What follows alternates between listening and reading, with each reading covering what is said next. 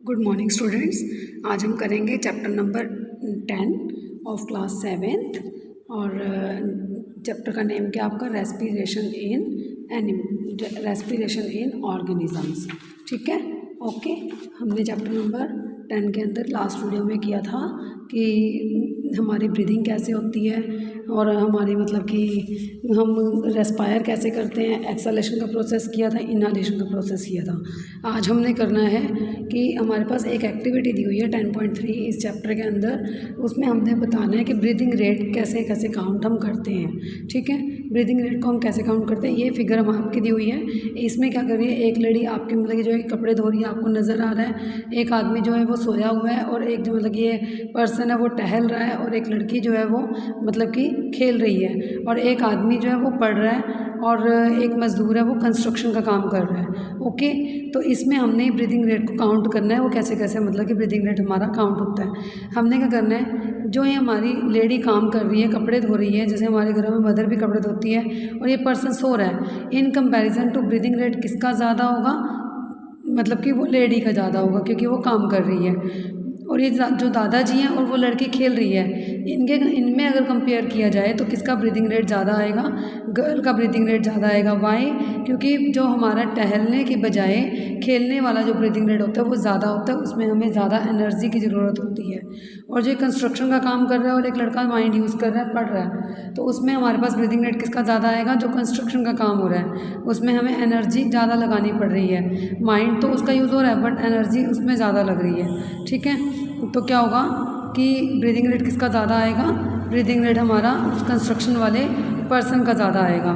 ठीक है, नेक्स्ट हमने करना है कि हाउ डू वी, और इससे हम मतलब कि काउंट कर सकते हैं ब्रीदिंग रेट को कि मतलब कि पहले हमने इन ब्रीदिंग रेट्स को असेंडिंग ऑर्डर में लगा देना है या फिर हमने इनको डिसेंडिंग ऑर्डर में लगा देना है। तो हमारा क्या होगा इसमें कि जो भी हमें इससे पता चल जाएगा कि जो हमारे पास ग्रेटेस्ट या फास्टेस्ट जो ब्रीदिंग रेट है वो किसका है और जो स्लोएस्ट ब्रीदिंग रेट है वो किसका है। ओके, तो अब हमने करना है कि हाउ डू वी ब्रीथ, कि हम लोग जो है ब्रीथ कैसे करते हैं। हम ब्रीथ करते हैं कि इसमें हमारे पास जो मतलब कि आपको पता ही है सबको कि जो मैकेनिज़्म का जो प्रोसेस है ब्रीदिंग का, ये हमारा कैसे चलता है। नॉर्मली जो हम सांस लेते हैं वो एयर के थ्रू लेते हैं। ठीक है, तो एयर के थ्रू हम मतलब कि सांस को अंदर लेके जाते हैं, सॉरी हम हवा को अंदर लेके जाते हैं अपने, तो किसके थ्रू लेके जाते हैं, नॉस्ट्रिल्स के थ्रू।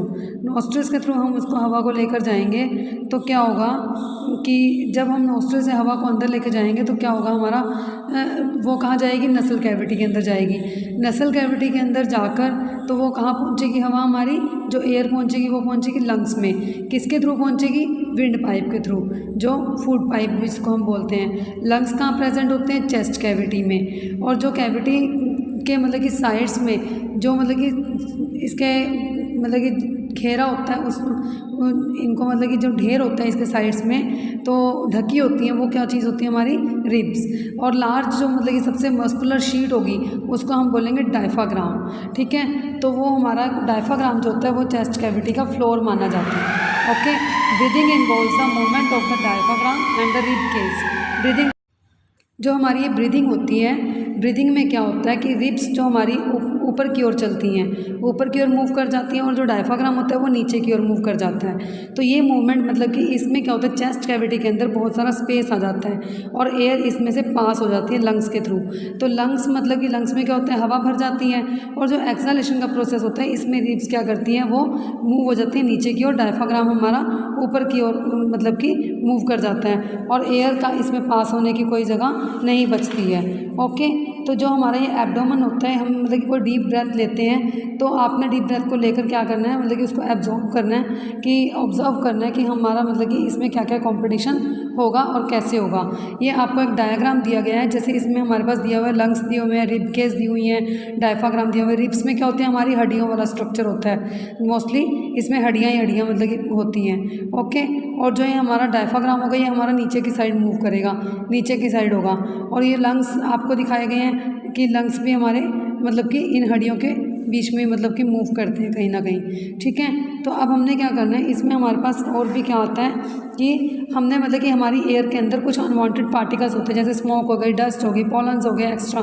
तो ये क्या करते हैं मतलब कि हमारी एयर के अंदर प्रेजेंट होते हैं। जब हम इस एयर के अंदर जहाँ डस्टिंग जहाँ पे हो रही है, वो हमारी जो पार्टिकल्स होते हैं वो कहाँ पर जाते हैं, नसल कैविटी में जाते हैं। नसल कैविटी में जाने की वजह से हमें इन्फेक्शन हो जाता है। इन्फेक्शन होने से क्या होता है, हमें स्नीजिंग स्टार्ट हो जाती है। और ये स्नीजिंग की वजह से क्या होता है मतलब कि वो क्यों होती है स्नीजिंग, क्योंकि हमारे अंदर ये डस्ट पार्टिकल्स चले जाते हैं। ओके, तो क्या होता है मतलब कि इससे हमें कैसे बचना चाहिए, हमें मतलब कि केयर करनी चाहिए अपनी, और हमने अपने मतलब कि किसी के सामने बैठे हो तो हमने अपने नोज़ या मुँह को ढक कर रखना चाहिए, ताकि मतलब कि सामने वाले पर्सन को भी इन्फेक्शन ना हो। ठीक है, और एक आता है हमारे पास स्मोकिंग डैमेजेस लंग्स। जो स्मोकिंग होती है वो हमारे लंग्स को मतलब कि काफ़ी डैमेज कर देती है। स्मोकिंग अगर हम करेंगे तो उससे हमें क्या हो सकता है, कैंसर भी हो सकता है। इसीलिए हमें स्मोकिंग को ज़्यादातर अवॉइड करना चाहिए। Everyone was boasting that he could expand it the maximum.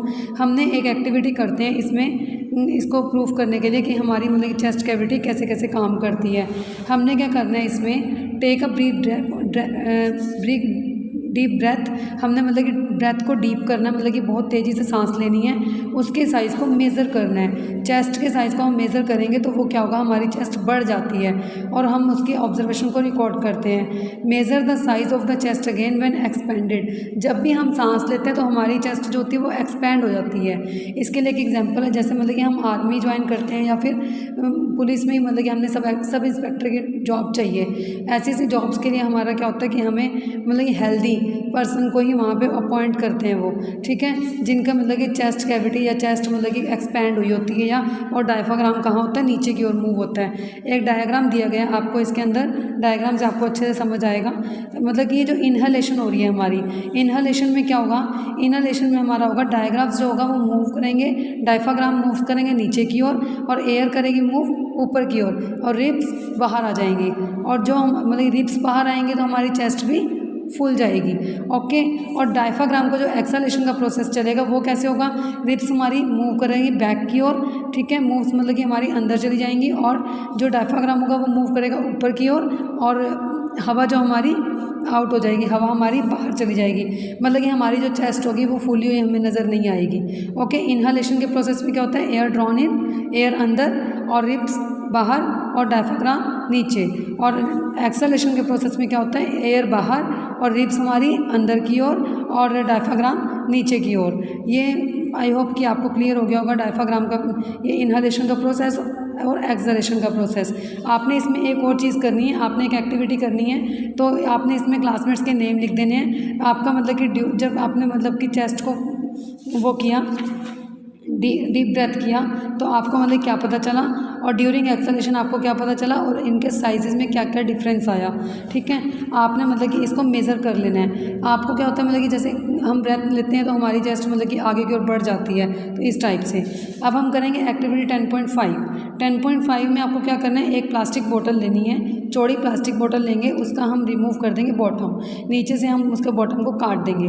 उसके बाद वाई शेप ग्लास या प्लास्टिक ट्यूब लेनी है आपने, उसके होल में आपने मतलब कि लिड कर छेद कर देना है, और जब आप छेद करोगे तो उसको उसके अंदर मतलब कि फंसा दोगे। तो to the forked end of the tube fixed to reflected balloons, और उनके अंदर बैलून्स लगाओगे। पिक्चर आपको दिखाएंगे अभी, उस पिक्चर में आपको जल्दी से क्लियर हो जाएगा।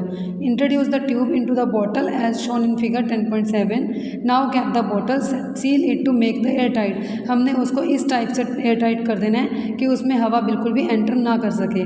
To the open base of the bottle tie a thin rubber. आपने उसको मतलब कि बोतल को जहाँ से नीचे से काटा था वहाँ से आपने उसको रबड़ के साथ मतलब कि कवर कर देना है, बांध देना है। देखिए आपको फिगर दिखाई है मैकेनिज्म ऑफ ब्रीदिंग की। आपने 2 बॉटल्स लेनी है। फर्स्ट बॉटल के अंदर आपको मतलब कि एक्सपेरिमेंट करके दिखाया है, और सेकंड बॉटल के अंदर आपका एक्सपेरिमेंट हो चुका है। फर्स्ट बॉटल में क्या है, आपने मतलब कि उसके बॉटम को नीचे से काट दिया और रबड़ शीट से उसको कवर कर दिया। आपने उसको इस तरह से कवर करना है कि मतलब कि वो बिल्कुल एयर टाइट हो जाए, उसमें मतलब कि बिल्कुल भी हवा एंटर ना कर पाए। और आपने उस जो बोतल जो बोतल का ऊपर वाला हिस्सा था उसको उसमें आपने रबड़ फंसा देनी है। एक मतलब कि ग्लास स्लाइड लेनी है और कैसी ग्लास स्लाइड होनी चाहिए, वो वाई शेप्ड होनी चाहिए। और जो वाई शेप्ड जो ग्लास स्लाइड ली है, वाई शेप्ड के आपने उसमें मतलब कि 2 बैलून्स लगा देने हैं और बैलून्स मतलब कि आप लगा के उसको अंदर एंटर कर दोगे तो वो हमारा मतलब कि ये जो बोतल है वो बिल्कुल अंदर की ओर बंद हो गई। तो वो बंद हो गई तो उसके बाद क्या होगा, फिर आपने क्या करना है, आपने उसको रबड़ शीट को मतलब कि नीचे की ओर खींचना है। जब आप उसको नीचे की ओर खींचोगे तो जब आप उसको मतलब कि इस तरह से खींचोगे आपके मतलब कि